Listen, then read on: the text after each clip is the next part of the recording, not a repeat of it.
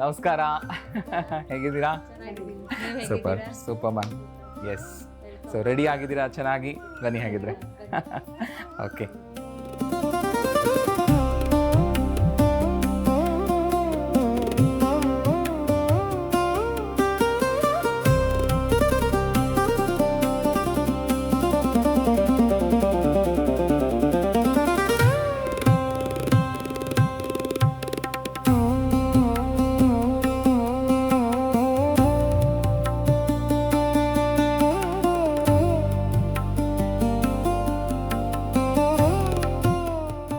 ಅನಿಸುತ್ತೆ ವೈಬ್ಸೇ ಜಾಸ್ತಿ ಖುಷಿ ಕೊಡ್ತದೆ ನಮಗೆ ಹೇಳಬೇಕು ಅಂದರೆ.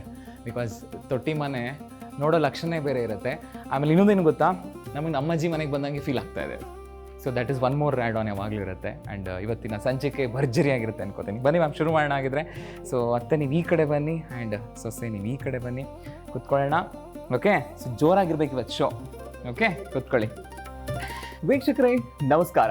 ದೂರದರ್ಶನ ಚಂದನ ವಾಹಿನಿಯ ಸಮಸ್ತ ವೀಕ್ಷಕರಿಗೆ ಸ್ಮಾರ್ಟ್ ಸೊಸೆಯಂದಿರು, ಇದು ಮಧುರ ಬಾಂಧವ್ಯಗಳ ಸಂಭ್ರಮ ಶಿವಮೊಗ್ಗದ ಮತ್ತೊಂದು ವಿಭಿನ್ನ ಸಂಚಿಕೆಗೆ ತಮ್ಮೆಲ್ಲರನ್ನು ಕೂಡ ಪ್ರೀತಿಯಿಂದ ಸ್ವಾಗತಿಸ್ತಾ ಇದ್ದೀನಿ. ವೀಕ್ಷಕರೇ, ನೀವು ನೋಡಿ, ಯಾವುದೋ ಒಂದು ಗಿಡ ಇರಬಹುದು ಅಥವಾ ಬಳ್ಳಿನೇ ಅಂದ್ಕೊಳ್ಳಿ, ನೆಟ್ಟಾಗ ಅದು ಚಿಗುರೊಡ್ದಾಗ ಪಕ್ಕಕ್ಕೊಂದು ನಾವು ಕಟ್ಟಿಗೆ ಇಡ್ತೀವಿ ಅಲ್ವಾ, ಒಂದು ಸಪೋರ್ಟ್ ಇರಲಿ ಅಂತ. ಅದು ಬೆಳೀತಾ ಬೆಳೀತಾ ಬೆಳೀತಾ ಅದನ್ನೇ ಅಪ್ಕೊಂಡು ಬೆಳೆಯುತ್ತೆ. ಸಂಬಂಧನೂ ಹಾಗೇನೆ. ಅತ್ತೆ ಸೊಸೆ ಸಂಬಂಧ ಹೊಸದಾಗಿ ಚಿಗುರೊಡ್ದಾಗ ಒಂದು ಸಪೋರ್ಟ್ ಅಂತ ಬೇಕಾಗತ್ತೆ. ಅತ್ತೆಗೆ ಸೊಸೆ, ಸೊಸೆಗೆ ಅತ್ತೆ. ಸೊ ಈ ರೀತಿ ಸಪೋರ್ಟ್ ಸಿಕ್ಕಾಗ ಇಬ್ಬರು ಹಬ್ಕೊಂಡು ಸಂಬಂಧನ ಬಳ್ಳಿ ಥರನೇ ಬೆಳೆಸಬೇಕಾಗತ್ತೆ. ಸೊ ಈ ರೀತಿಯಾಗಿ ಸಂಬಂಧಗಳಿಗೆ ಬದ್ಧತೆಯನ್ನು ಒದಗಿಸ್ಕೊಂಡು ಅವ್ರ ಮಧ್ಯೆ ಬಾಂಧವ್ಯನ ಬೆಳೆಸ್ಕೊಂಡಿರುವಂಥ ಅತ್ತೆ ಸೊಸೆಯಂದ್ರನ್ನ ಇವತ್ತಿನ ಸಂಚಿಕೆಯಲ್ಲಿ ನಿಮಗೆ ಪರಿಚಯ ಮಾಡಿಸ್ತಾ ಇದ್ದೀನಿ. ಸೊ ಬನ್ನಿ ಹಾಗಾದರೆ ಅವರನ್ನು ನಾನು ಈಗ ಕಾರ್ಯಕ್ರಮಕ್ಕೆ ಬರಮಾಡ್ಕೊಳ್ತೀನಿ. ಸೊ ನನ್ನ ಬಲಭಾಗದಲ್ಲಿ ಅತ್ತೆ ಕೂತಿದ್ದಾರೆ, ಶ್ರೀಮತಿ ಉಮಾ ಅವರು. ಮೇಡಮ್ ನಮಸ್ಕಾರ, ಕಾರ್ಯಕ್ರಮಕ್ಕೆ ಸ್ವಾಗತ. ಸೊ ಅದೇ ನಿಟ್ಟಲ್ಲಿ ನನ್ನ ಎಡಭಾಗದಲ್ಲಿ ಅವರ ಸೊಸೆ ಕೂತಿದ್ದಾರೆ, ಶ್ರೀಮತಿ ಡಾಕ್ಟರ್ ಸುಮಾ ಅವರು. ನಮಸ್ಕಾರ ಮೇಡಮ್, ಕಾರ್ಯಕ್ರಮಕ್ಕೆ ಸ್ವಾಗತ. ಧನ್ಯವಾದಗಳು. ನೋಡಿ, ಆರಾಮಾಗಿ ಒಂದು ತೊಟ್ಟಿ ಮನೆಯಲ್ಲಿ ಕುತ್ಕೊಂಡು ಮಾತಾಡೋದೇ ಒಂಥರ ಮಜಾ ಅಲ್ವಾ? ಅದರಲ್ಲೂ ಈ ರೀತಿಯಾಗಿ ಲಕ್ಷಣವಾಗಿ ಬೇರೆ ಕೂತಿದ್ದಾರೆ. ಸೊ ಮಾತು ಜೋರಾಗಿರುತ್ತೆ. ಬಟ್ ಅವ್ರ ಪರಿಚಯದಿಂದ ಶುರು ಮಾಡೋಣ. ಓಕೆ ಅಮ್ಮ, ಹೇಳಿ ನಿಮ್ಮ ಪರಿಚಯ ನಮ್ಮ ವೀಕ್ಷಕರಿಗೆ. ಉಮಾ ಅಂತ ನನ್ನ ಹೆಸರು. ನಂದು ತವ್ರ ಮನೆ ಬಂದು ಶಿವಮೊಗ್ಗ. ಸೊ ಎಷ್ಟು ವರ್ಷ ಮದುವೆ ಆಗಿ 43 ವರ್ಷ ಆಯ್ತು. 43 ವರ್ಷ. ಖುಷಿ ಖುಷಿ ಖುಷಿ ಜಾಸ್ತಿ ಆಗಿದೆ. ಆಗಿದ್ರೆ ಎಷ್ಟು ಜನ ಮಕ್ಕಳು ತಮಗೆ? ನನಗೆ 2 ಮಕ್ಕಳು, ಒಬ್ಬ ಮಗ ಒಬ್ಬ ಮಗಳು. ಸೊ ಏನು ಹವ್ಯಾಸಗಳು ತಮ್ಮದು? ಏನು ಮಾಡ್ತಿರ್ತೀರಿ ಫ್ರೀ ಟೈಮ್? ನೀವೆಲ್ಲ ಕುಕಿಂಗೇ ಜಾಸ್ತಿ ಮಕ್ಕಳನ್ನ ನೋಡ್ಕೊಳ್ಳೋದು, ಕುಕಿಂಗ್ ಮಾಡೋದು. ಸೊ ಫುಲ್ ಅಡುಗೆ ಮನೆಯಲ್ಲೇ ನಿಮ್ಮ ಸಾಮ್ರಾಜ್ಯ ಹಾಗಂತೀರಾ? ಸಾಮ್ರಾಜ್ಯ. ಏನ್ ಜಾಸ್ತಿ ನೀವು ಖುಷಿಲಿದ್ದಾಗ ಏನ್ ಮಾಡ್ತೀರಾ ಅಡುಗೆನ? ಈಗ ಫುಲ್ ಉಮಾ ಅವರು ಸಿಕ್ಕಾಬಟ್ಟೆ ಖುಷಿಲಿದ್ದಾರೆ ಅನ್ಕೊಳ್ಳಿ.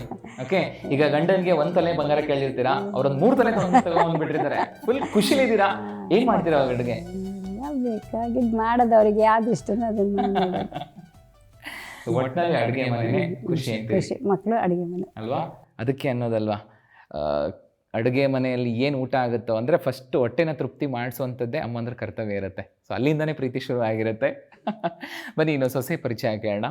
ಮ್ಯಾಮ್ ಹೇಳಿ ನಿಮ್ಮ ಪರಿಚಯ ನಮ್ಮ ವೀಕ್ಷಕರಿಗೆ. ನನ್ನ ಹೆಸರು ಡಾಕ್ಟರ್ ಸುಮಾ ಅಂತ. ನಾನು ENT ತಜ್ಞೆ. ನನ್ನ ಹಸ್ಬೆಂಡು ಡಾಕ್ಟರ್ ಪ್ರವೀಣ್ ಕುಮಾರ್ ಅಂತ, ಅವರು ಪ್ಲಾಸ್ಟಿಕ್ ಸರ್ಜನ್. ನಾವು ಇಲ್ಲಿ ಶಿವಮೊಗ್ಗ ಬಂದು 8 ಇಯರ್ಸ್ ಆಯಿತು. ನಮ್ಮ ಮದುವೆ ಆಗಿ 13 ವರ್ಷ ಆಯಿತು. ಅಪ್ಪ ಅಮ್ಮ ಮಕ್ಕಳು ಎಲ್ಲ ಜೊತೆಲ್ಲ ಒಟ್ಟಿಗೆ ಇದ್ದೀವಿ. ಹವ್ಯಾಸಗಳಂದರೆ ಅದೇ ಕುಕ್ಕಿಂಗು ಮತ್ತು ನನಗೆ ಟ್ರಾವೆಲಿಂಗ್ ಅಂದರೆ ತುಂಬ ಇಷ್ಟ. ಕಾಮನ್ ಅಂತ. ಅತ್ತೆಗೆ ಮತ್ತು ಸೊಸೆಗೆ ಒಂದು ಕಾಮನ್ ಫ್ಯಾಕ್ಟರ್ ಇದೆ ಅಡುಗೆ ಮನೆ. ಹೌದೌದು. ಸೊ ಇಬ್ರು ಸೇರಿ ಏನಾದರೂ ಹೊಸ ಹೊಸ ಪ್ರಯೋಗಗಳನ್ನು ಮಾಡ್ತಾ ಇರ್ತೀರಾ? ಅದೇ ಹೊಸ ರೆಸಿಪೀಸ್ ಆ ಥರ ಮಾಡೋದು ಎಲ್ಲ ಟ್ರೈ ಮಾಡೋದೆಲ್ಲ ತುಂಬ ಮಾಡ್ತೀವಿ. ಮಕ್ಳಿಗೆ ಏನಿಷ್ಟ ಆ ಥರ, ಮನೇಲಿ ಎಲ್ಲರಿಗೂ ಏನಿಷ್ಟ ಆ ಥರ ಟ್ರೈ ಮಾಡಿ ಮಾಡೋದು ಹವ್ಯಾಸ. Okay okay. ಸೊ ಪ್ರಯೋಗ ಮಾಡಿದ್ದು ಅಂದರೆ ನೀವು ಮಾಡಿದ ಪ್ರಯೋಗನ ಯಾರ ಮೇಲೆ ತೋರಿಸ್ತೀರಿ? ಯಾರನ್ನು ತಿನ್ಬೇಕು? ಫಸ್ಟ್ ಮೊಮ್ಮಕ್ಕಳಿಗೆ.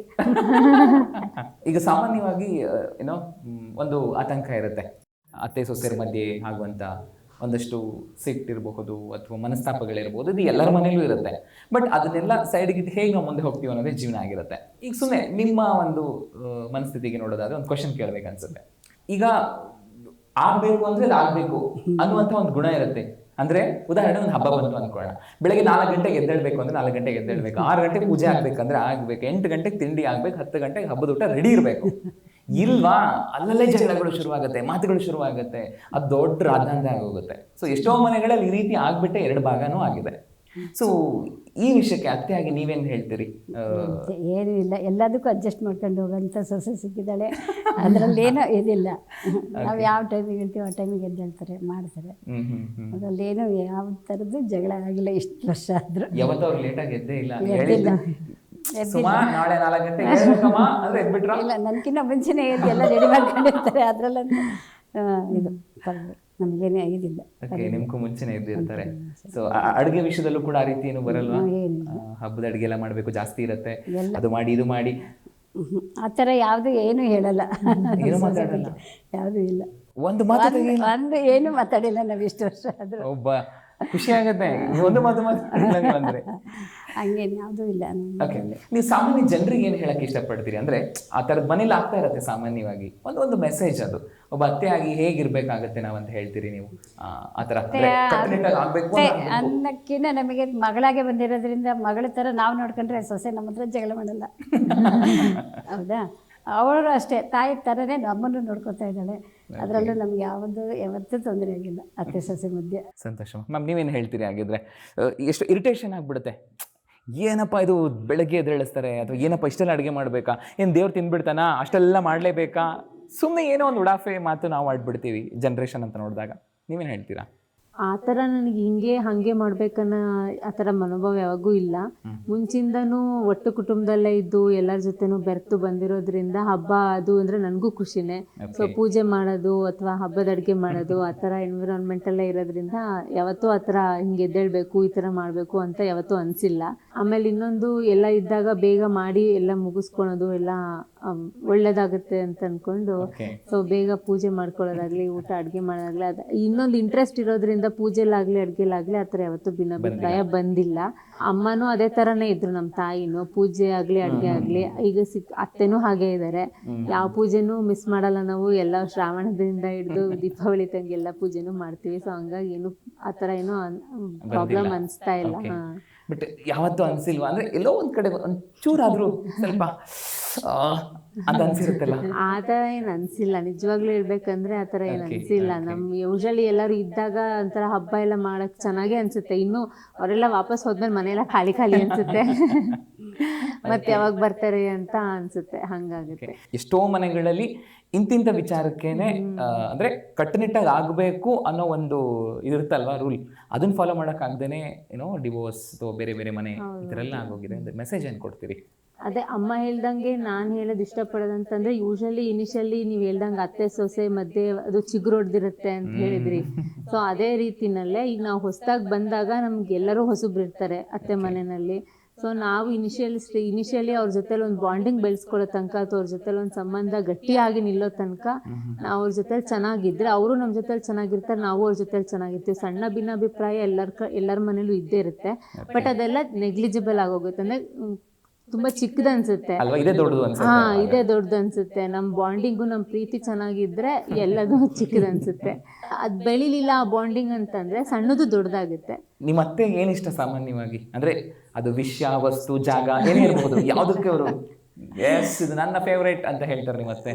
ಅವ್ರಿಗೆ ಊರು ಹರಿಹರ ತುಂಬಾ ಇಷ್ಟ, ಮತ್ತೆ ಇನ್ನೊಂದು ಮಗ ಮೊಮ್ಮಕ್ಳು ಅಂದ್ರೆ ತುಂಬಾ ಇಷ್ಟ. ಹಂಗೆ ಅತ್ತೆ ಈಗ ಕೋಪ ಮಾಡ್ಕೊಂಡ್ರೆ ಮೊಮ್ಮಗಳ ನಿಲ್ಸ್ಬಿಡೋದು ಹಿಂಗೆ ಕೋಪಮಾಯ? ಹಂಗೇನಿಲ್ಲ, ಎಲ್ಲರೂ ಚೆನ್ನಾಗಿ ನೋಡ್ಕೋತಾರೆ. ಎಲ್ಲರೂ ಮನೆಗೆ ಬಂದವ್ರ ಜೊತೆಲೆಲ್ಲ ಚೆನ್ನಾಗಿರ್ತಾರೆ. ಎಲ್ಲರಿಗೂ ಚೆನ್ನಾಗಿ ಮಾತಾಡ್ಸೋದಾಗ್ಲಿ ಇದಾಗ್ಲಿ ಟ್ರೀಟ್ ಮಾಡೋದಾಗ್ಲಿ ಎಲ್ಲ ಚೆನ್ನಾಗಿ ಮಾಡ್ತಾರೆ. ಹಂಗಾಗಿ ಅದೇ ನಮ್ಗೂ ಆ ಕಲ್ಚರೇ ಕಲ್ಟಿವೇಟ್ ಆಗ್ಬಿಟ್ಟಿದೆ ಈಗ ಅಲ್ವಾ? ನಿಜ, ಅದು ಅವ್ರು ಹೇಗಿರ್ತಾರೋ ಅವ್ರು ನೋಡಿ ನೀವು ತುಂಬಾ ಸತಿ ಹಂಗೆ ಅನ್ಸುತ್ತೆ. ನಾನು ನೋಡಿ ಅವ್ರ ತರನೇ ಫಾಲೋ ಮಾಡ್ತಿರ್ತೀನಿ, ನನಗೆ ಗೊತ್ತಿಲ್ಲದಲ್ಲೇ ಫಾಲೋ ಮಾಡ್ತಿರ್ತೀನಿ. ಅವ್ರು ಇಲ್ಲವಾಗೂ ಅದನ್ನೇ ಫಾಲೋ ಮಾಡ್ತಿರ್ತೀನಿ. ನನಗೆ ಆಶ್ಚರ್ಯ ಆಗುತ್ತೆ, ಹೌದಲ್ಲ ನಾನು ಇದೇ ತರ ಮಾಡ್ತಾ ಇದ್ದೀನಿ ಅಂತ ಅನ್ಸ್ತಾ ಇರುತ್ತೆ ನನಗೆ ಅಲ್ವಾ? ಯಾವಾಗ್ಲೂ ನೋಡಿ ಹೆಣ್ಮಕ್ಳಿಗೆ ಅದೊಂದಿರುತ್ತೆ, ಅಂದ್ರೆ ಅವರು ತಾಯಿಯಾಗಿ ಮತ್ತೆ ಇನ್ನೊಂದ್ ಕಡೆಗೆ ಅತ್ತೆನೂ ಆಗಿ ಮತ್ತೆ ತಾಯಿ ಆಗಿರ್ತಾರೆ. ಸೊ ದಟ್ ಇಸ್ ಒಂದು ವರ. ಅದು ನಿಮ್ ಸೊಸೆಗೇನು ಇಷ್ಟ ಅಂತ ನಿಮ್ಗೆ ಗೊತ್ತು? ನಮ್ಮ ಮಗ ಅಂದ್ರೆ ತುಂಬಾ ಇಷ್ಟ. ಮಗ ಅಂದ್ರೆ ಇಷ್ಟ. ಇವಾಗ ಮಮತೆಯಲ್ಲಿ ಇದು ಬರಲ್ವಾ, ಒಂದು ಮಗಳಿಗೆ ಇಷ್ಟ ಇಲ್ಲ ನನಗಿಷ್ಟ, ಅಲ್ಲೆಲ್ಲೂ ಏನೇ ಹೇಳ್ತಾರೆ ಇಷ್ಟ ಇಲ್ಲ, ನಾನು ಪಡ್ಕೊಂಡ್ ಬಿಟ್ಟಿದ್ದೀನಿ ಮಗನಿಂದ. ಈಗ ಮಗನ್ ಬಿಟ್ಕೊಟ್ಬಿಟ್ಟಿದ್ದೀನಿ ನಮ್ಮ ಸೊಸೆಗೆ. ಚೆನ್ನಾಗಿ ನೋಡ್ಕೊತಾಳೆ, ಖುಷಿ. ಮಗ ಚೆನ್ನಾಗಿದ್ದಾನೆ. ಹೇಳ್ತಾರಲ್ಲ ಪುತ್ರ ವ್ಯಾಮೋಹ ಅಂತ ಇರುತ್ತಲ್ವಾ? ಇರುತ್ತೆ, ಬಿಟ್ಬಿಟ್ಟಿದ್ದೀವಿ ಈಗಾಗಲೇ. ನೋಡಿ ಇಷ್ಟು ಮಕ್ಕಳು ಬಂದಿದ್ದಾರೆ. ನನಗೆ ಖುಷಿ ಆಗುತ್ತೆ ಆ ಒಂದು ಪ್ರತಿಯೊಂದು ವಿಷಯನ ಅರ್ಥ ಮಾಡ್ಕೊಂಡಿರೋ ಒಂದು ಗಾಢತೆ ಇದೆಯಲ್ವಾ, ಅದೇ ಸಂಸಾರನ ಸುಖವಾಗಿ ನಡೆಸೋದಕ್ಕೆ ಸಾಧ್ಯ ಆಗುತ್ತೆ. ಅದು ನೀವು ಅಷ್ಟೇ ಚೆನ್ನಾಗಿ ಅರ್ಥ ಮಾಡ್ಕೊಂಡಿದ್ದೀರಾ, ಆ್ಯಂಡ್ ಇವ್ರು ಅರ್ಥ ಮಾಡ್ಕೊಂಡಿರೋದನ್ನ ನೀವು ಅರ್ಥ ಮಾಡ್ಕೊಂಡಿದ್ದೀರಲ್ಲ, ಅದು ಇನ್ನೊಂದು ವಿಷಯ. ಸೊ ಬಹುಶಃ ಅನ್ಸುತ್ತೆ ಸಂಬಂಧಗಳು ಸಂಭ್ರಮಿಸ್ಬೇಕಲ್ವ ನಾವು, ಇದೇ ಕಾರಣಕ್ಕೆ ಅಂತ ಅನ್ಸುತ್ತೆ. ಎಷ್ಟೊಂದು ವಿಷಯಗಳಿದೆ, ಒಂದು ಕುಟುಂಬನ ನಾವು ಭದ್ರವಾಗಿ ಕಟ್ಟೋದಕ್ಕೆ ಬೇಕಾಗುವಂಥ ಅಡಿಪಾಯಗಳಿಗೆ ಅಂಶಗಳು ಇವೆಲ್ಲವೂ ಅಂತ ಅನ್ಸುತ್ತೆ. ಬನ್ನಿ ಮುಂದಿನ ಹಂತದಲ್ಲಿ ಆಟ ಆಡೋರಿದ್ದಾರೆ, ಎಷ್ಟು ಚೆನ್ನಾಗಿ ಆಟ ಆಡ್ತಾರೆ, ಸ್ಮಾರ್ಟ್ ಮೋಜಿನ ಆಟ ಇದೆ. ಸೊ ಒಂದು ಪುಟ್ಟ ವಿರಾಮ ತಗೊಳ್ತೀನಿ. ಸೊ ನೀವು ನೋಡ್ತಾ ಇದ್ದೀರಾ ಸ್ಮಾರ್ಟ್ ಸೊಸೆಯಂದಿರು, ಇದು ಮಧುರ ಬಾಂಧವ್ಯಗಳ ಸಂಭ್ರಮ.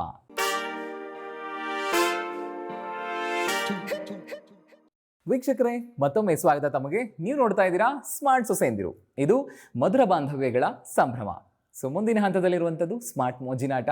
ಸೊ ಎಷ್ಟು ಚೆನ್ನಾಗಿ ಆಟ ಆಡ್ತಾರೆ ನೋಡೋಣ ಅಲ್ವಾ. ಹೇಗಂದ್ರೂ ತೊಟ್ಟಿ ಮನೇಲಿದ್ದೀವಿ ಅಲ್ವಾ, ಹಾಗಾಗಿ ಸ್ವಲ್ಪ ಅದೇ ದಿನಗಳನ್ನು ನೆನಪು ಮಾಡ್ಕೊಳ್ಳೋ ರೀತಿಯೇ ಇರಬೇಕು ಆಟ ಅಂತ ಐಡಿಯಾ ಮಾಡಿದ್ದೀವಿ. ಏನು ಗೊತ್ತಾ, ಆನೆಕಲ್ಲು ಆಟ ಅಲ್ವಾ. ಆಟ ಆಡಿದಿರಿ ಅಲ್ವಾ, ನೆನಪಿದೆಯಾ? ಏನಾದ್ರು ನೆನಪಿದೆಯಾ ಸವಾಲಿಟ್ಟಿದ್ದು ಗೆದ್ರೆ ಸೋತ್ರೆ ಅಂತ? ನೆನಪಿದೆ ಚೆನ್ನಾಗಿ. ಓಕೆ, ರೂಲ್ಸ್ ಏನಪ್ಪಾ ಅಂತಂದ್ರೆ, ನಾನು ಇಬ್ರಿಗೂ ಕೂಡ 30 ಸೆಕೆಂಡ್ ಟೈಮ್ ಕೊಡ್ತೀನಿ. ಓಕೆ, ಸೊ ಇಲ್ಲಿರುವಂಥ ಕಲ್ಲುಗಳಲ್ಲಿ ಎಷ್ಟು ಕಲ್ಲನ್ನ ಇವರು ತೂರಿ ಕೈಯಲ್ಲಿ ಹಿಡ್ಕೋತಾರೆ ಅನ್ನೋದೇ ಟಾಸ್ಕ್ ಇಲ್ಲಿ. ಸೊ ಯಾರು ಜಾಸ್ತಿ ತೂರಿ ಕೈಯಲ್ಲಿ ಹಿಡ್ಕೋತಾರೋ ದೆನ್ ಅವರು ವಿನ್ನರ್ ಅಂತ ಆಗ್ತಾರೆ. ಇದು ರೂಲ್ಸ್. ಸೊ ಇದನ್ನು ನಾನು ಫಸ್ಟ್ ಹತ್ತಿಯಿಂದ ಶುರು ಮಾಡ್ತೀನಿ. ಓಕೆ ಅಲ್ವಾ. ಸೊ ಕಲ್ಲುಗಳನ್ನು ನಾನು ಫಸ್ಟ್ ಕೆಳಗಡೆ ಹಾಕ್ತೀನಿ, ಆ್ಯಂಡ್ ನೀವು ವಾಪಸ್ ಇದಕ್ಕೆ ಹಾಕಬೇಕು. ಅಂದರೆ ಕೈಯಲ್ಲಿ ಹಿಡ್ಕೊಂಡು ಲಾಸ್ಟಲ್ಲಿ ಗೇಮ್ ಆದಮೇಲೆ ಅದರಲ್ಲಿ ಹಾಕಿ. ಸೊ ನಿಮ್ಮ ಸಮಯ ಶುರುವಾಗ್ತದೆ ಈಗ. ಎಸ್,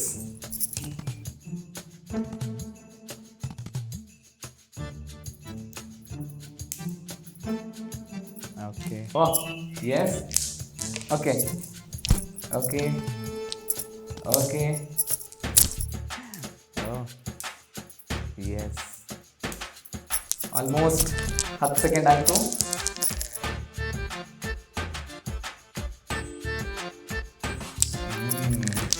ಒಂದು ಕಲ್ಲು ಜಾರಿ ಹೋಗ್ತಿದೆ, ಒಂದು ಕಲ್ಲು ದೂರ ಬೀಳ್ತಾ ಇದೆ.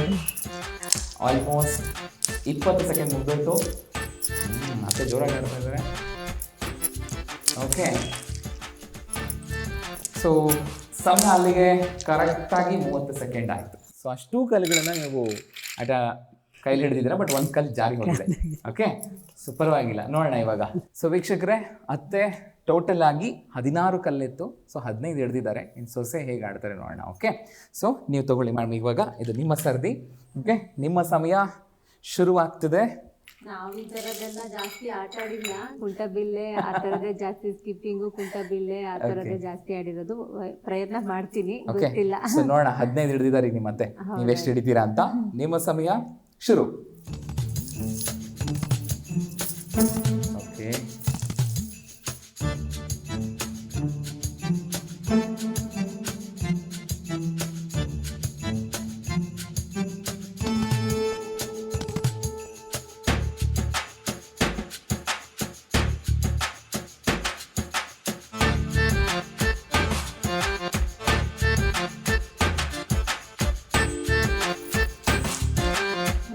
ಹೋಯ್ತು. ಸೊ ಅಲ್ಲಿಗೆ 27 ಸೆಕೆಂಡಲ್ಲಿ ನೀವು ಖಾಲಿ ಏನೋ ಮಾಡಿದ್ದೀರಾ ನಿಜ. ಅದರಲ್ಲಿ 4 ಕೆಳಗೆ, 4 ಮೇಲೆ, 1-2 ಸೆಕೆಂಡ್ ಅಟೆಂಪ್ಟ್ ಹಿಂಗೆಲ್ಲ ಆಗ್ಬಿಟ್ಟು ಹಿಡಿದಿದ್ದೀರಾ. ಸೊ ಒಂದು ನೀಟಾಗಿ ಒಂದು ಫಾರ್ಮೆಟಲ್ಲಿ ಆಡಿದ್ದು. ಅಫ್ಕೋರ್ಸ್ ನಿಮ್ಮ ಮತ್ತೆ ಒಂದು ಬೆಳೆಸಿದ್ರು ಅವರು, ಬಟ್ ನೀಟಾಗಿ ನೋಡಿಕೊಂಡ್ರೆ 30 ಸೆಕೆಂಡ್ಸಲ್ಲಿ ಅದಕ್ಕಿಂತ ಮುಂಚೆನೇ ಎಲ್ಲ ಕಲ್ಲುಗಳನ್ನು ಹಿಡಿದಿದ್ದಾರೆ. ಅಂದರೆ 15 ಕಲ್ಲುಗಳನ್ನು ನೀಟಾಗಿ ಆಡಿದ್ದಾರೆ. ಸೊ ಅಫ್ಕೋರ್ಸ್ ಅತ್ತೆಗೆ ನಾವು ಚಪ್ಪಾಳೆ ಕೊಡಲೇಬೇಕು. ಒಂದು ಚಪ್ಪಾಳೆ. ಎಷ್ಟೇ ಆಗಲಿ ಹಳೆ ಕಾಲದ ಆಟ ಅಲ್ವಾ ಅದು, ಎಷ್ಟು ಮಜಾ ಇರ್ತಿತ್ತು. ಎಕ್ಸ್ಪೀರಿಯನ್ಸ್ ಮುಂದೆ ನಮ್ದೇನು ಇಲ್ಲ, ನಿಜ. ಅದು ಆ ಮಜಾನೇ ಇರ್ತಿತ್ತು. ಒಂದು 5 ಕಲ್ಲು ಇಟ್ಕೊಂಡು ದಿನವಿಡೀ ಕಳೀತಾ ಇದ್ವಿ ನಾವು ಅದನ್ನ. ಬಟ್ ಆ ಖುಷಿನೇ ಬೇರೆ ರೀ. ಅದು ಮೋಜಿನ ಆಟದ ಉದ್ದೇಶನೇ ಅದು. ಸಮಯ ಸಿಕ್ಕಾಗ ಈ ಥರ ಚಿಕ್ಕ ಚಿಕ್ಕ ಆಟಗಳನ್ನು ಆಡಿ ಖುಷಿ ಇರುತ್ತೆ, ಸಂಬಂಧಗಳು ಗಟ್ಟಿ ಆಗ್ತಾ ಹೋಗುತ್ತೆ. ಮುಂದಿನ ಹಂತದಲ್ಲಿ ಹಾಡು, ಅದಕ್ಕೂ ರೆಡಿ ಆಗಿದ್ದಾರೆ ಅತ್ತೆ ಸೊಸೆ. ಸೊ ಒಂದು ಪುಟ್ಟ ವಿರಾಮ ತಗೊಳ್ತೀನಿ. ಸೊ ನೀವು ನೋಡ್ತಾ ಇದ್ದೀರಾ ಸ್ಮಾರ್ಟ್ ಸೊಸೆಯಂದಿರು, ಇದು ಮಧುರ ಬಾಂಧವ್ಯಗಳ ಸಂಭ್ರಮ.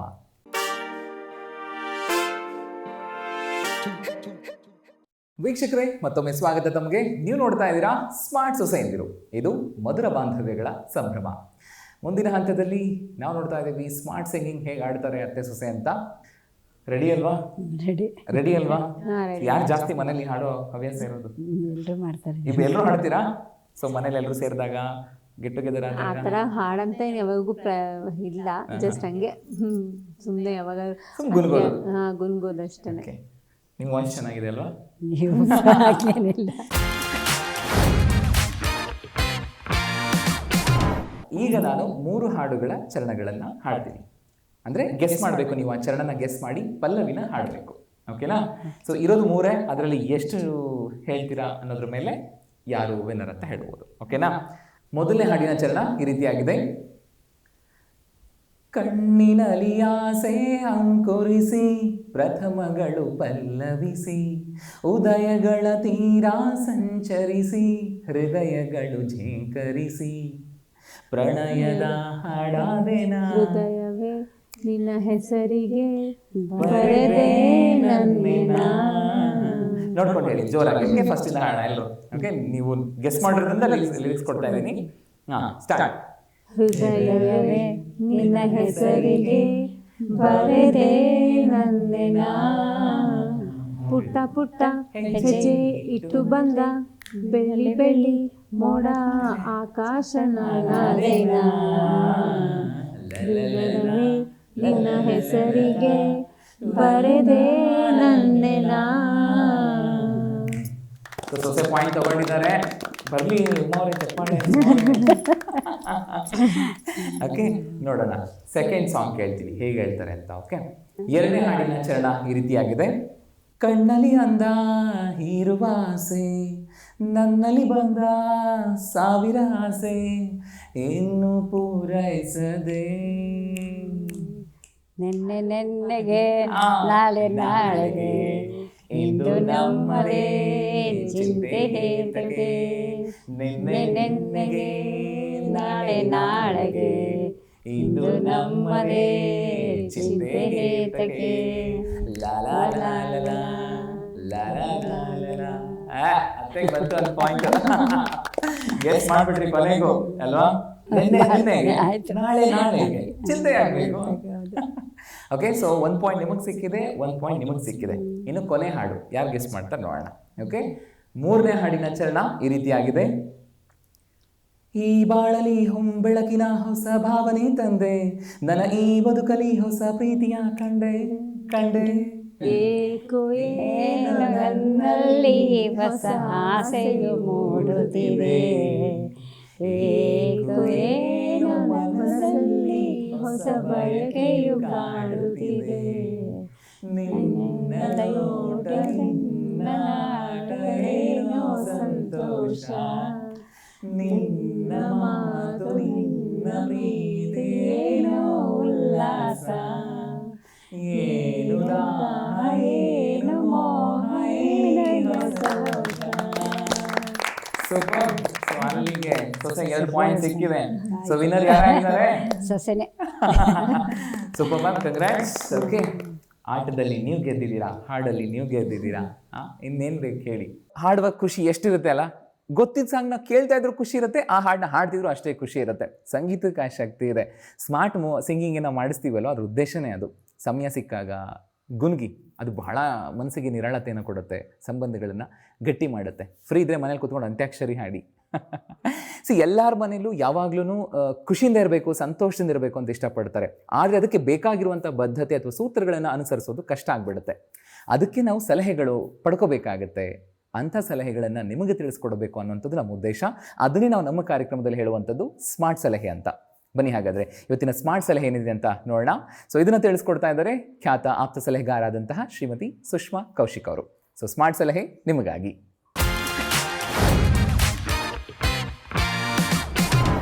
ನಮ್ಮ ಸ್ಮಾರ್ಟ್ ಸೊಸೆಯಂದಿರಿಗೆ ಒಂದು ಸಲಹೆ. ನಮ್ಮ ಸಮಾಜ ಅತ್ತೆ ಸೊಸೆಯರನ್ನು ಶತ್ರುಗಳಾಗಿ ಬಿಂಬಿಸಿದ್ದಾರೆ. ಹೌದಾ? ನಿಮಗೂ ಅದು ಅನಿಸುತ್ತಾ? ಆದರೆ ಅತ್ತೆ ಸೊಸೆ ಒಳ್ಳೆಯ ಸ್ನೇಹಿತರೂ ಆಗಬಹುದು. ಈ ಥರ ಆಲೋಚನೆಗಳು ಕೆಲವು ಬಂದಿದೆ. ಆದರೆ ಖಂಡಿತ ಅದು ನಿಜ. ಅತ್ತೆ ಸೊಸೆ ಒಳ್ಳೆಯ ಫ್ರೆಂಡ್ಸ್ ಯಾಕೆ ಆಗಬಾರ್ದು ಅಲ್ವಾ? ಇಬ್ಬರೂ ಮಹಿಳೆಯರೇ, ಇಬ್ಬರೂ ಸಾಕಷ್ಟು ಕಷ್ಟ ಸುಖಗಳನ್ನು ನೋಡಿರ್ತಾರೆ ಜೀವನದಲ್ಲಿ. ಹೆಣ್ಮಕ್ಕಳಿಗೆ ಸಂಸಾರದಲ್ಲಿ ಒಂದು ಕಷ್ಟ ಆದರೆ ಗಂಡು ಮಕ್ಕಳಿಗೆ ಇನ್ನೊಂಥರ ಕಷ್ಟ. ಆದರೆ ಒಂದು ಹೆಣ್ಣು ಇನ್ನೊಂದು ಹೆಣ್ಣಿನ ಸ್ನೇಹಿತೆ ಯಾಕೆ ಆಗಬಾರ್ದು? ಇದು ಜನ್ರೇಷನ್ ಗ್ಯಾಪ್ ಇರಬಹುದು, ಆದರೆ ಅರ್ಥ ಮಾಡಿಕೊಂಡಾಗ ಖಂಡಿತ ಒಳ್ಳೆ ಫ್ರೆಂಡ್ಸ್ ಆದ ಸಾಧ್ಯತೆ ಬಹಳಷ್ಟಿದೆ. ಈಗ ಚಿಕ್ಕವರು ತಪ್ಪು ಮಾಡಿದಾಗ ದೊಡ್ಡವರು ಮಾರ್ಗದರ್ಶನ ನೀಡಿ, ನಾನಿನ್ನು ಅರ್ಥ ಮಾಡ್ಕೋತೀನಿ, ನೀನು ಈ ಥರ ಮಾಡೋದಕ್ಕೆ ಒಂದು ಕಾರಣ ಇರಬಹುದು ಅಂತ ನನಗೂ ಅನಿಸುತ್ತೆ, ಆ ಕಾರಣ ಏನು ನೀನು ನನಗೆ ಹೇಳಿದ್ರೆ ನಾನು ಅದನ್ನು ಖಂಡಿತ ಅರ್ಥ ಮಾಡ್ಕೋತೀನಿ ಅಂತ ದೊಡ್ಡವರಾಗಿ ಅತ್ತೆನೂ ಹೇಳ್ಬೋದು. ಸೊಸೆನೂ, ಅತ್ತೆ ಈ ಥರ ನಂಗೆ ಕಷ್ಟ ಆಗ್ತಾಯಿದೆ, ನೀವು ಇದ್ರ ಬಗ್ಗೆ ಏನಂತ ಹೇಳ್ತೀರಾ, ನಿಮ್ಮ ಅನುಭವ ಇದ್ರ ಬಗ್ಗೆ ಏನು ಹೇಳುತ್ತೆ ಅಂತ ಅತ್ತೆನೂ ಒಂದು ಟಿಪ್ಪಣಿಯನ್ನು ಕೇಳಬಹುದು. ಯಾರೂ ದೊಡ್ಡವರಾಗಲ್ಲ, ಯಾರೂ ಚಿಕ್ಕವರಾಗಲ್ಲ. ಸೊ ಸಹಾಯ ಕೇಳೋದ್ರಿಂದ ಕಷ್ಟಗಳು ಪರಿಹಾರ ಆಗುತ್ತೆ ಹೊರತು ಇನ್ನೂ ಕಷ್ಟವನ್ನು ಅನುಭವಿಸ್ಬಾರ್ದು ಅಲ್ವಾ? ಸೊ ಇಂದಿನಿಂದ ನೀವು ಸೊಸೆಯಂದಿರ ಹತ್ರ ಸ್ನೇಹಿತರಾಗಲು ಪ್ರಯತ್ನ ಪಡಿ.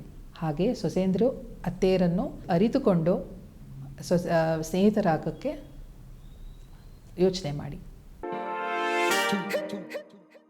ವೀಕ್ಷಕರೇ, ತಿಳ್ಕೊಂಡ್ರಿ ಅಲ್ವಾ ಸ್ಮಾರ್ಟ್ ಸಲಹೆನ? ತಿಳ್ಕೊಳ್ಳೋದ್ರ ಜೊತೆಗೆ ಅದನ್ನ ಅಳವಡಿಸ್ಕೊಳ್ಳೋಣ, ಸಂಬಂಧಗಳನ್ನು ಗಟ್ಟಿ ಮಾಡ್ತಾ ನಾವು ಸಂಭ್ರಮಿಸೋಣ ಅಲ್ವಾ?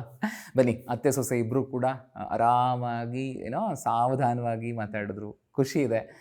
ಬದುಕಲ್ಲಿ ಎಷ್ಟೆಲ್ಲ ವಿಷಯಗಳನ್ನು ಅವರು ಅಳವಡಿಸ್ಕೊಂಡಿದ್ದಾರಲ್ವಾ? ಕಾರ್ಯಕ್ರಮದಲ್ಲಿ ಭಾಗವಹಿಸಿ ಹೇಗೆ ಅನಿಸ್ತು ಕೇಳೋಣ. ಅಮ್ಮ ಹೇಳಿ, ಹೇಗೆ ಅನಿಸ್ತು ಕಾರ್ಯಕ್ರಮದಲ್ಲಿ ಭಾಗವಹಿಸಿ? ಈ ಕಾರ್ಯಕ್ರಮ ತುಂಬ ಚೆನ್ನಾಗಿದೆ. ಅತ್ತೆ ಸೊಸೆ ಹೇಗಿರಬೇಕು, ಹೇಗೆ ಅನ್ನೋ ಒಂದು ಉದ್ದೇಶದಿಂದ ಈ ಕಾರ್ಯಕ್ರಮ ನಾನು ಭಾಗವಹಿಸೋದ್ರಿಂದ ತುಂಬ ಖುಷಿಯಾಗಿದೆ. ಅತ್ತೆ ಸೊಸೆಯರ ಬಾಂಧವ್ಯ ಚೆನ್ನಾಗಾಗಿರುತ್ತೆ ಅಂತ ಹೇಳಿ ಈ ಸಮಾಜಕ್ಕೆ ಒಂದು ಕೊಡುಗೆ ಈ ಚಂದನ ವಾಹಿನಿಯಿಂದ ಖುಷಿ ಆಯಿತು. ಹೇಗೆ ನಿಮ್ಮ ಸೊಸೆ ಮುಖಾಮುಖಿಯಾಗಿ ಕೂತ್ ಮಾತಾಡಿದ್ದೀರಿ? ಎಷ್ಟು ಅಂದರೆ ಸಾಮಾನ್ಯವಾಗಿ ಮನೆಲ್ಲ ಈ ಥರ ಕೂತ್ಕೊಂಡು ಮಾತಾಡಲ್ಲ ಅಲ್ವಾ? ಅವ್ರ ಬಗ್ಗೆ ನೀವು, ನಿಮ್ಮ ಬಗ್ಗೆ ಅವರು, ಅದು ಹೇಗೆ ಅನಿಸ್ತು ನಿಮಗೆ? ಅಲ್ಲ, ಮಾತಾಡ್ತೀವಿ ಅತ್ತೆ ಸೊಸೆ ಬಗ್ಗೆ. ಸೊಸೆ ಜನ ಕೇಳಿದಾಗ ಹೇಳೋಕ್ಕೆ ಒಂಥರ ಖುಷಿ ಆಯಿತು. ಅತ್ತೆ ಸೊಸೆ ಚೆನ್ನಾಗಿದ್ದೀವಿ ಅದ್ರ ಬಗ್ಗೆ. ಸಂತೋಷ ಸಂತೋಷ. ಮ್ಯಾಮ್ ಹೇಳಿ, ನಿಮ್ಮ ಅನಿಸಿಕೆ ಹೇಗೆ ಅನಿಸ್ತು ಕಾರ್ಯಕ್ರಮದಲ್ಲಿ ಭಾಗವಹಿಸಿ? ಸ್ಮಾರ್ಟ್ ಸೊಸೆ ಪ್ರೋಗ್ರಾಮಲ್ಲಿ ಭಾಗವಹಿಸಿ ತುಂಬ ಖುಷಿ ಆಯಿತು. ಏನಂದರೆ ಈಗಿನ ಕಾಲದಲ್ಲಿ ತುಂಬ ಸಣ್ಣ ಸಣ್ಣ ರೀಸನ್ಸಿಗೂ ತುಂಬ ಬೇರೆ ಆಗೋವಂಥದ್ದು, ಭಿನ್ನಾಭಿಪ್ರಾಯ ಬರೋದು, ಮನೇಲಿ ಅತ್ತೆ ಸೊಸೆ ಬಗ್ಗೆ ಜಗಳ ನಡೆಯುವಂಥದ್ದೆಲ್ಲ ಇದ್ದೇ ಇರುತ್ತೆ. ಸೊ ಇಂಥ ಸಣ್ಣ ಸಣ್ಣ ಮೆಸೇಜಸ್ಗಳನ್ನ ಎಲ್ಲರೂ ತಿಳ್ಕೊಂಡ್ರೆ ಎಷ್ಟೊಂದು ಮನೆಗಳಲ್ಲಿ ನಾವು ಅದನ್ನು ತಪ್ಪಿಸ್ಬೋದು, ಆ ಭಿನ್ನಾಭಿಪ್ರಾಯನ ತಡಿಬೋದು. ಸೊ ಇದು ಒಂದು ಒಳ್ಳೆ ಪ್ರಯತ್ನ. ನಿಮ್ಮ ಪ್ರೋಗ್ರಾಮ್ದು ಉದ್ದೇಶ ತುಂಬ ಚೆನ್ನಾಗಿದೆ, ಒಳ್ಳೆ ಪ್ರಯತ್ನ ಇದೆ. ಸೊ ಇದನ್ನು ಹಿಂಗೆ ಮುಂದುವರಿಸ್ಕೊಂಡು ಹೋಗಿ ಈ ವೇದಿಕೆಯಲ್ಲಿ ನನಗೂ ನಮ್ಮ ಅತ್ತೆಗೂ ಭಾಗವಹಿಸೋಕ್ಕೆ ಅವಕಾಶ ಮಾಡಿಕೊಟ್ಟಿದ್ದಕ್ಕೆ ತುಂಬ ಧನ್ಯವಾದಗಳು. ತುಂಬ ತುಂಬ ಸಂತೋಷ ಮ್ಯಾಮ್, ತುಂಬ ಸಂತೋಷ. ಸೊ ವೀಕ್ಷಕರೇ, ಬನ್ನಿ, ಹಾಗಿತ್ತಂದರೆ ಅವ್ರನ್ನ ಅಭಿನಂದಿಸುವಂಥ ಸಮಯ. ದೂರದರ್ಶನ ಚಂದನ ವಾಹಿನಿಯ ಪರವಾಗಿ ಹಾಗೆಯೇ ಸ್ಮಾರ್ಟ್ ಸೊಸೆಯಂದ್ರು ಕಾರ್ಯಕ್ರಮದ ಪರವಾಗಿ ಅಭಿನಂದನಾ ಪತ್ರ ಕೊಡೋದ್ರ ಮೂಲಕ ಅಭಿನಂದಿಸೋಣ. ಅಮ್ಮ, ಮೊದಲನೇದಾಗಿ ಅತ್ತೆ ಶ್ರೀಮತಿ ಉಮಾ ಅವರು, ಧನ್ಯವಾದಗಳು ತಮಗೆ ಭಾಗವಹಿಸಿದ್ದಕ್ಕೆ. ಖುಷಿ ಆಯಿತು. ಅದೇ ನಿಟ್ಟಲ್ಲಿ ಅವರ ಸೊಸೆ ಶ್ರೀಮತಿ ಡಾಕ್ಟರ್ ಸುಮಾ ಅವರು, ಧನ್ಯವಾದಗಳು ಮೇಡಮ್ ಭಾಗವಹಿಸಿದ್ದಕ್ಕೆ. ಸೊ ವೀಕ್ಷಕರೇ, ಸಂಭ್ರಮ, ಸಂಬಂಧ ಎಲ್ಲವೂ ನಮ್ಮ ಕೈಯಲ್ಲಿದೆ ಅಲ್ವಾ? ಅದನ್ನು ಯಾವಾಗಲೂ ನಾವು ಕಾಪಾಡ್ಕೊಳ್ತಾ ಹೋಗಬೇಕಾಗತ್ತೆ. ಪ್ರತಿಯೊಂದಕ್ಕೂ ಒಂದು ಸಮಯ ಬೇಕಾಗತ್ತೆ. ಒಂದು ದಿನಕ್ಕೂ ಕೂಡ 24 ಗಂಟೆ ಇದೆ. 24 ಗಂಟೆ ಮತ್ತೆ ನಾವು ಮಾಡ್ತಾ ಹೋದಾಗ ಅಲ್ಲಿ ಎಷ್ಟು ಗಂಟೆಗಳು, ಸೆಕೆಂಡು ಎಲ್ಲವೂ ಬರ್ತಾ ಹೋಗುತ್ತಲ್ವ? ಹಾಗೆಯೇ ಸಂಬಂಧಗಳು ಗಟ್ಟಿ ಆಗೋದಕ್ಕೆ ಒಂದಷ್ಟು ಸಮಯ ಬೇಕಾಗುತ್ತೆ. ಆ ಮಧ್ಯೆ ಒಂದಷ್ಟು ಬೇಕು ಅಂತಲೇ ನಮ್ಮನ್ನು ಚೆಕ್ ಮಾಡೋಕ್ಕೆ ಸಿಟ್ಟು, ಸೆಡವು, ಮನಸ್ತಾಪಗಳು ಬರ್ತಿರುತ್ತೆ. ಸ್ವಲ್ಪ ಸೈಡಿಗಿಡಿ, ಮುಂದುವರ್ಸ್ಕೊಂಡು ಹೋಗಿ, ಸಂಬಂಧ ಗಟ್ಟಿ ಆಗುತ್ತೆ. ಸೊ ಇದೇ ಉದ್ದೇಶ, ಇದೇ ಜೀವನ ಅಲ್ವಾ? ಆ್ಯಂಡ್ ನೀವು ಯೋಚನೆ ಮಾಡ್ತಾ ಇದ್ದೀರಾ ಅನ್ಕೋತೀನಿ, ನಾವು ಈ ರೀತಿ ಕೂತು ಮಾತಾಡಬೇಕಲ್ವಾ, ಕಾರ್ಯಕ್ರಮದಲ್ಲಿ ಭಾಗವಹಿಸಬೇಕಲ್ವಾ ಅಂತ. ಅಗತ್ಯವಾಗಿ ನೀವು ಭಾಗವಹಿಸಬಹುದು, ಆದರೆ ಈ ವಿವರಗಳನ್ನು ನೀವು ಚಾಚು ತಪ್ಪದೆ ನಮಗೆ ಕಳಿಸ್ಕೊಡ್ಬೇಕಾಗತ್ತೆ. ಮೊದಲನೇದಾಗಿ ರಿಕ್ವೆಸ್ಟ್ ಲೆಟರ್, ಅಂದರೆ ಒಂದು 3ರಿಂದ 4 ಸಾಲು, ಅಂದರೆ ಕಾರ್ಯಕ್ರಮದಲ್ಲಿ ಭಾಗವಹಿಸೋದಕ್ಕೆ ನಿಮ್ಮ ಆಸಕ್ತಿ ಇರುವಂಥದ್ದು, ಯಾಕೆ ಅನ್ನುವಂಥದ್ದು ಅಥವಾ ಹೇಗೆ ಅನ್ನುವಂಥ ನಿಮ್ಮ ಆಸಕ್ತಿದಾಯಕವಾದಂಥ ಒಂದಷ್ಟು 4 ಲೈನ್ಗಳನ್ನು ಬರೆದ್ರೆ ಬಹಳ ಸಂತೋಷ.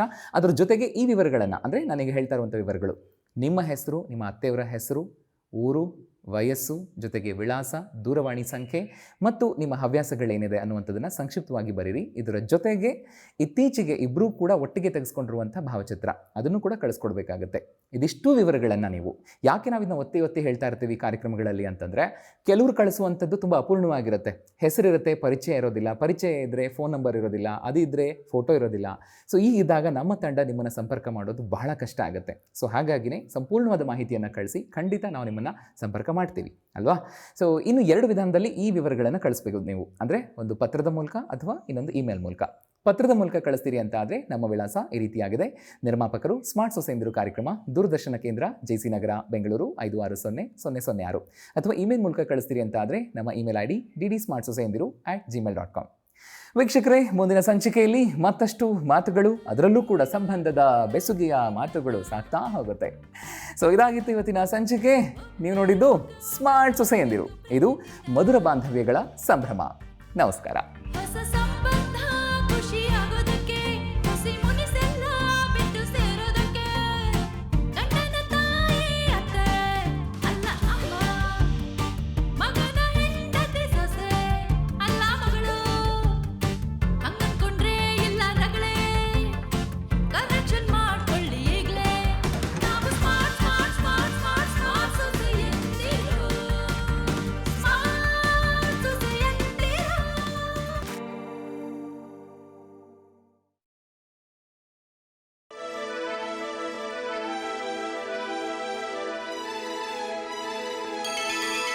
ಬಾರಿಸು ಕನ್ನಡ ಡಿಂಡಿಮವ, ದೂರದರ್ಶನ ಚಂದನ. ಇದು ಕನ್ನಡ ವಾಹಿನಿ.